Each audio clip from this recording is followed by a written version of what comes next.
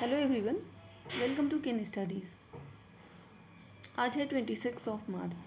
Start करते हैं आज के एमसीक्यू क्वेश्चंस।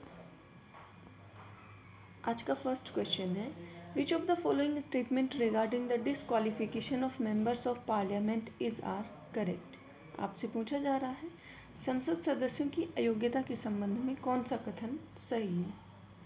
फर्स्ट स्टेटमेंट है, representation of people act of 1951 provides ground for the disqualification of MPs. Second, MPs can be disqualified from membership of parliament if they are convicted in a court of law of offences including promoting enmity between different groups or on ground of religion, race, place of birth, residence, language, etc. Third, Section 8 Clause 3 of the Representations of People Act 1951 mandates that an MP can be disqualified if convicted and sentenced to at least 2 years of imprisonment. आपसे इसमें incorrect statement पूछा गया है और आपका option हो जाएगा option A. आपके तीनों ही स्टेटमेंट्स यहाँ सही हैं। बढ़ते हैं नेक्स्ट क्वेश्चन की ओर।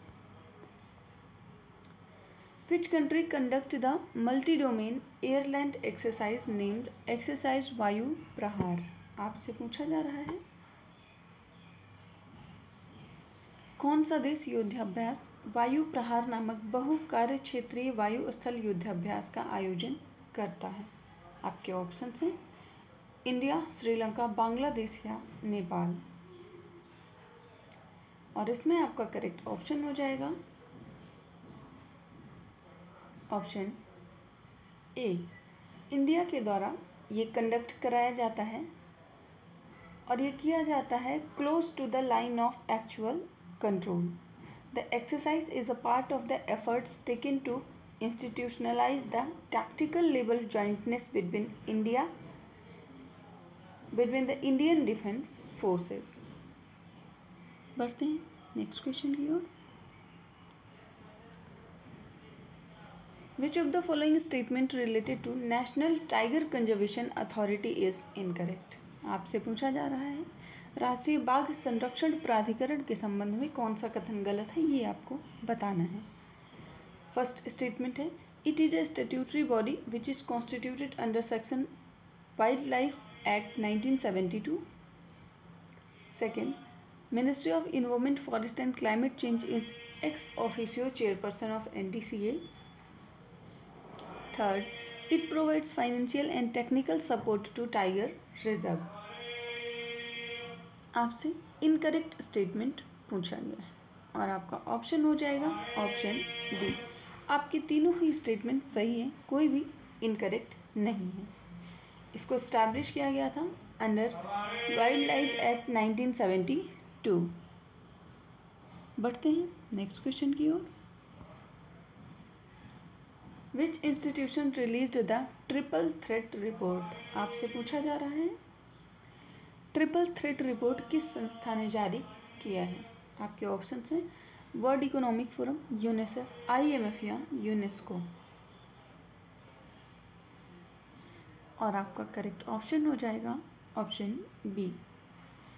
Triple threat report was released recently by UNICEF, and according to this report, the absence of monitoring of WASH related programs या projects and policies are the main drivers of the water insecurities in the world worst impact countries।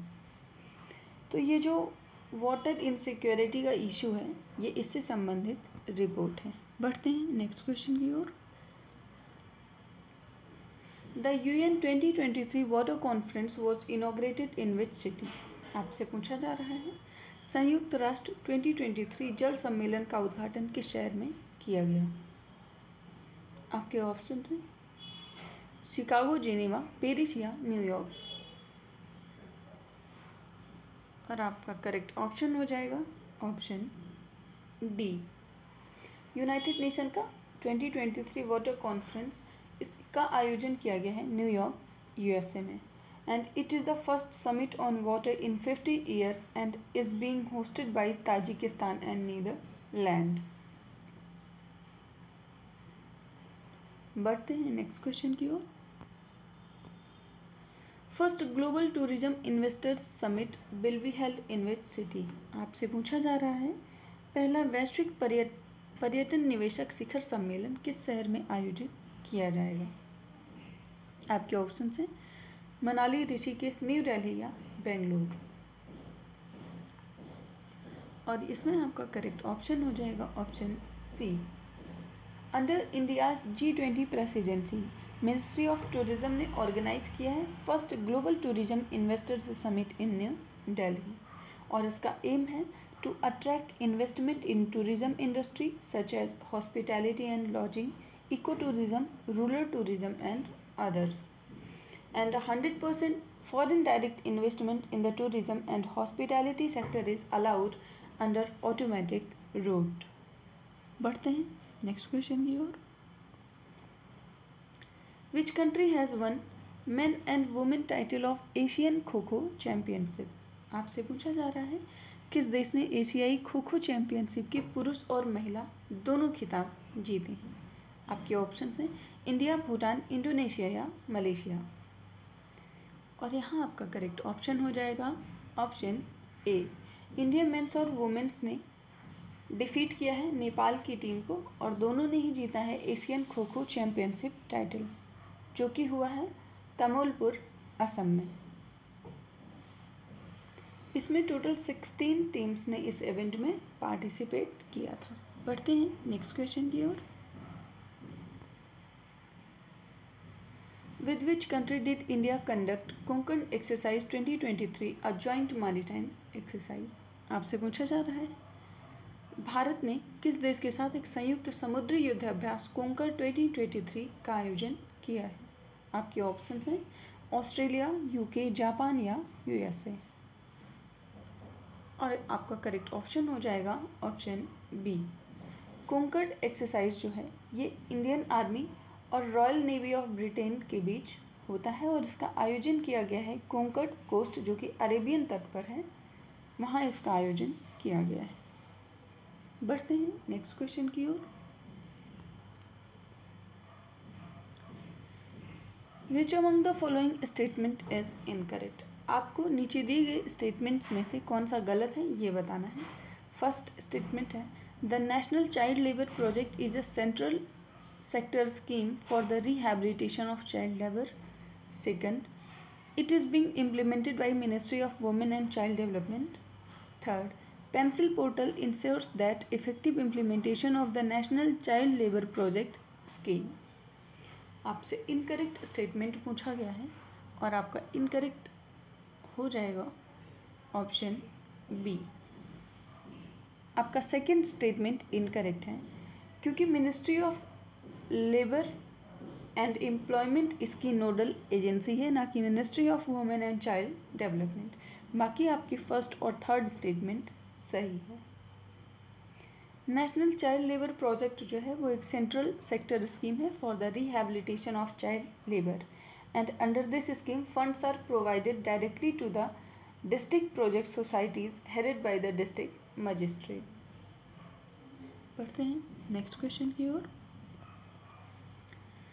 Taurus strait recently seen in news connects. आपसे पूछा जा रहा है taurus straight जो हाल ही में समाचारों में देखी गई है वो किन दो चीज़ों को जोड़ती है। आपके ऑप्शन हैं Tasman sea and south Pacific ocean, south China sea या east China sea, Atlantic ocean या पैसिफिक ओशन, या फिर कोरल सी और अराफुरा सी। और आपका करेक्ट ऑप्शन हो जाएगा ऑप्शन डी। कोरल सी और अराफुरा सी को ये कनेक्ट करता है। बढ़ते हैं नेक्स्ट क्वेश्चन की ओर। Which country recently joins BRICS bank as a new member. आपसे पूछा जा रहा है निम्नलिखित में से किस देश ने हाल ही में ब्रिक्स बैंक में नए सदस्य के रूप में प्रवेश किया है। आपके ऑप्शन हैं स्वीडन, टर्की, इजिप्ट या भूटान।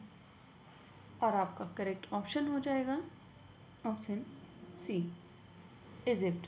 सो प्रेसिडेंट अल-सीसी ने विजिट किया था India for the Republic Day celebration, और उसके बाद ही इजिप्शियन पार्लियामेंट ने अप्रूव किया है एग्रीमेंट और परमिट किया है इजिप्ट को to join new development bank of the BRICS. आज की करंट अफेयर सेशन में इतना ही। धन्यवाद।